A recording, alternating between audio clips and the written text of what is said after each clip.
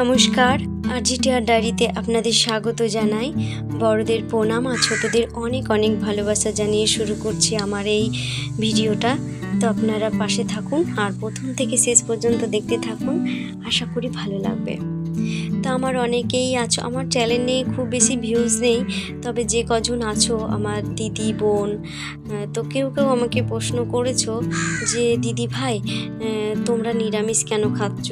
আবার অনেকে বলছো বোন তোমরা নিরামিষ কেন খাচ্ছ, বাচ্চা দুটোকে কেন আমিষ দিচ্ছ না, এরকম শুনছি। তো আমার মনে কি বলে বলুন তো, আমার মনে বলে যে সুস্বাস্থ্যের জন্য না ওয়েস্টার্ন খাদ্য বেশি দরকার না ননভেজ ফুড বেশি জরুরি, কোনটা আপনাদের মনে হয় বলুন তো?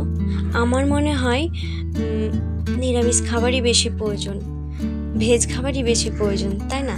কারণ হচ্ছে আমাদের কি খাবো, কখন খাবো, কিভাবে খাবো, কোন খাবারটা খাবো, এই খাবারের অভ্যাসই তৈরি করে আমাদের সুস্থ শরীর এবং সুস্থ মস্তিষ্ক, তাই না?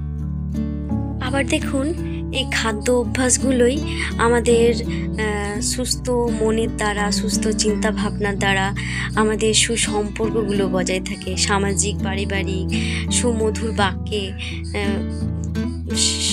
আমাদের পারিবারিক সম্পর্কগুলো বজায় থাকে। আবার যদি শরীরটা আমাদের অসুস্থ হয়ে যায়, মস্তিষ্ক যদি অসুস্থ হয়ে থাকে, শরীর অসুস্থ হয়ে থাকে, তাহলে আমাদের চিন্তাভাবনাও অসুস্থ হয়, মুখ থেকে কুবাক্য বেরোয়, কুবাক্যের দ্বারা আমাদের সামাজিক পারিবারিক সম্পর্কগুলো বিচ্ছেদের সৃষ্টি হয়। সেই কারণে আমার মনে হয় খাদ্য থেকেই আমাদের যেমন শরীর তৈরি হচ্ছে, তেমনি আমাদের মস্তিষ্কও তৈরি হচ্ছে, আমাদের চিন্তা ভাবনাও তৈরি হচ্ছে।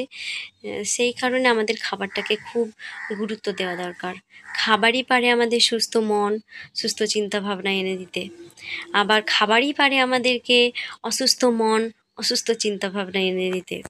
তা আমরা যত উত্তেজক খাবার খাবো, আমাদের শরীর মন সবই উত্তেজক হয়ে যাবে, আর তখন শরীর মনটাও বেশি চঞ্চল হবে। আর যত শান্ত খাবার খাবো, তত আমাদের শরীর মন শান্ত থাকবে এবং আলাদা চিন্তা ভাবনা করার একটু ক্ষমতা থাকবে, এটা আমার মনে হয়। আর সেই কারণে এটা চেষ্টা করছি, আর যত দিন যাচ্ছে তত শিখছি, যত দিন যাচ্ছে তত শিখছি, শেখার তো আর বয়স লাগে না। তবে আমার ফ্যামিলি থেকেও অনেকে এরকম কথাবার্তা বলে, তোরা তো ছোটোবেলায় খেতিস, তখন তো মাছ মাংস ছাড়া থাকতে পারতিস না, এখন হঠাৎ করে ছেলে মেয়েদেরকে খেতে দিচ্ছিস না, তোরাও খাচ্ছিস না, এরকম বলে। তো যত দিন যাচ্ছে তত শেখার চেষ্টা করছি এবং নিজেকেও পরিবর্তন করছি আর ছেলে মেয়েকেও পরিবর্তন করার চেষ্টা করছি। সেই কারণেই আমরা একটা সাপ্তাহিক রুটিন বানিয়েছি, সাপ্তাহিক রুটিন, যে আমাদের খাদ্য অভ্যাসের জন্য আমরা হচ্ছে কি মাছ মাংস ডিম ছেড়ে দিলে প্রোটিন পাবো না ঠিকঠাক, কার্বোহাইড্রেট তো পাবোই ভাত থেকে রুটি থেকে, কিন্তু প্রোটিন পাচ্ছি না, তারপরে কি বলবো পুষ্টিগুণ ঠিক মতো পাচ্ছি না এক কথায়। তো পুষ্টিগুণ পাওয়ার জন্যই নিরামিষের মধ্যে অনেক পুষ্টিগুণ রয়েছে, তো পুষ্টিগুণ পাওয়ার জন্যই আমরা সপ্তাহের রুটিনটা তৈরি করেছি। সেই রুটিনে প্রত্যেক দিন ডালটা তো মাস্ট রয়েছে, আর এই ডালটা কিন্তু মিক্সড ডাল, তারপরে পনির থাকছে, কাবলি ছোলা থাকছে, তারপরে হচ্ছে কি সোয়াবিন থাকছে, সপ্তাহে দুদিন করে, আর তার সাথে একটা করে সবজি থাকছে যে কোনো। তারপরে সময় যদি থাকে এক্সট্রা কোনো রান্না করা তখন করি, কিন্তু আমাদের মাস্ট হচ্ছে ডাল, প্রোটিনের জন্য একটা, আর হচ্ছে সবজি, আর হচ্ছে তিল বাটা তো থাকে। তো তিলটা প্রত্যেক দিন বাড়তে পারি না, এটা ক্যালসিয়ামের জন্য খুব উপকার দেয় আমাদের, তো প্রত্যেক দিন বাড়তে পারি না, সপ্তাহে 3 থেকে 4 দিন থাকেই আমাদের তিল বাটাটা, আর এইগুলো তো থাকে। ছেলে মেয়েকেও এমনি করে খাওয়ানোর চেষ্টা করছি, আর ছেলে মেয়েও সকালবেলায় ঘুম থেকে উঠে আমাদের কী করে, ওদের থালা খাবারের মধ্যেও দুপুরবেলা রাত্রেবেলা ডাল থাকে, প্রোটিনের জন্য ওই তো যেটা থাকে থাকে, কিন্তু রাতের বেলায় প্রোটিনটা খুব কম দেওয়ার চেষ্টা করি। যদি রান্না করা থেকে গেলে তবেই রাত্রে দিই, নইলে পরে ওই সবজিটা দিয়ে, সবজি ডালটা তো থাকেই মাস্ট। আর হচ্ছে কি প্রোটিনটা দিনেই খাওয়ার চেষ্টা করি, কারণ হচ্ছে রাত্রে দিনের বেলায় যত শক্ত খাবার দিনের বেলায় খাওয়াটাই ভালো, রাত্রে যত হালকা খাবার হয় ততই ভালো, মানে শরীর সুস্থ থাকবে এবং ভালো থাকবে। তো আমাদের মিক্সড ডালের মধ্যে থাকছে মসুর ডাল, অরল ডাল আর হচ্ছে কি মুগ ডাল, এগুলো হচ্ছে আমাদের মিক্সড ডালের মধ্যে থাকছে। তো আমরা সকালটাও শুরু করছি সেরমভাবেই। সকালবেলায় আমরা ঘুম থেকে উঠেই সকালবেলায় সবাই গরম জল খেয়ে নিই, উষ্ণ উষ্ণ গরম জল, এবং জল গরমটা খাওয়ার পরেই সবাই ফ্রেশ হয়ে যায়।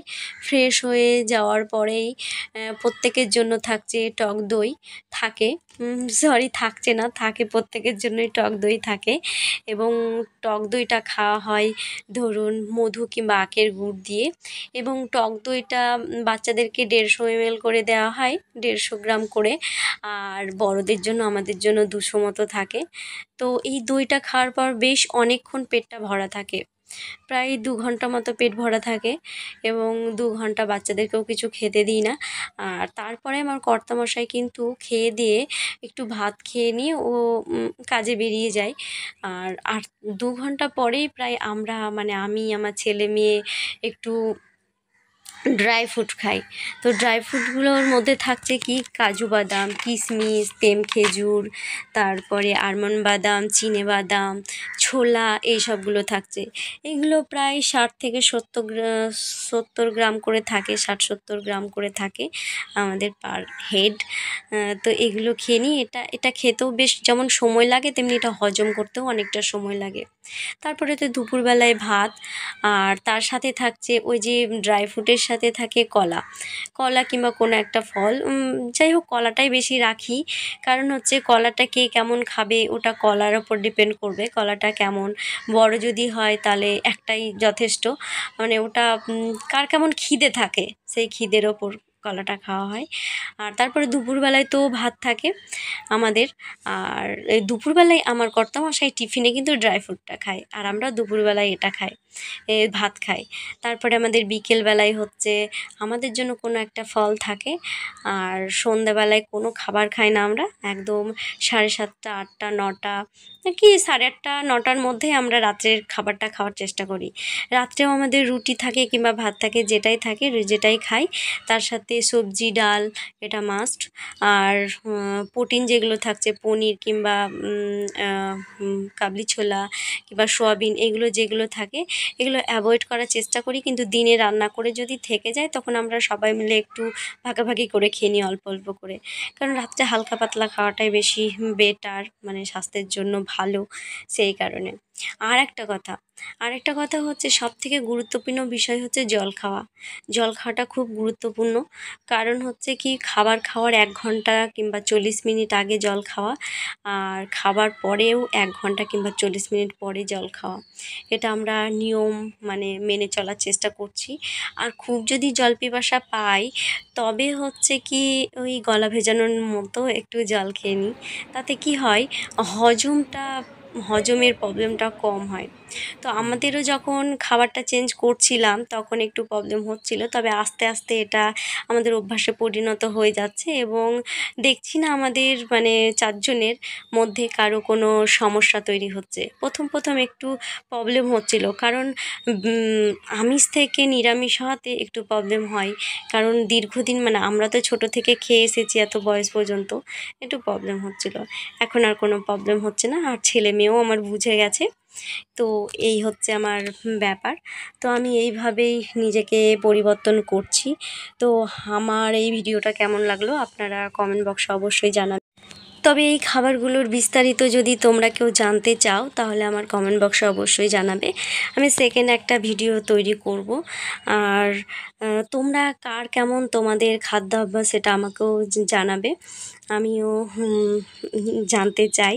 আর আমার দেখা হচ্ছে আবার পরের কোনো ভিডিওর সঙ্গে। ততক্ষণের জন্য আপনারা সুস্থ থাকবেন, ভালো থাকবেন আর সাবধানে থাকবেন। আর এই হচ্ছে আমার মানে পরিবর্তনশীল জীবন। আর এই কারণেই ভাবি যে খাদ্যাভ্যাসটা পরিবর্তন করা প্রত্যেকের জন্য খুব জরুরি। কারণ আমাদের বর্তমানটাকে যদি ভালো রাখি তাহলে ভবিষ্যৎটা নিশ্চয়ই ভালো হবে। আর বর্তমানটাকেই যদি জগা খিচুড়ি করে ফেলি তাহলে ভবিষ্যৎটা উজ্জ্বল হবে কি না জানি না। উজ্জ্বল হওয়ার কোনো সম্ভাবনা দেখছি না। আমি কোনো একটা কাজ করছি, আজকে যদি পরিশ্রম না করি তাহলে তার ফল কী করে পাবো, তাই না?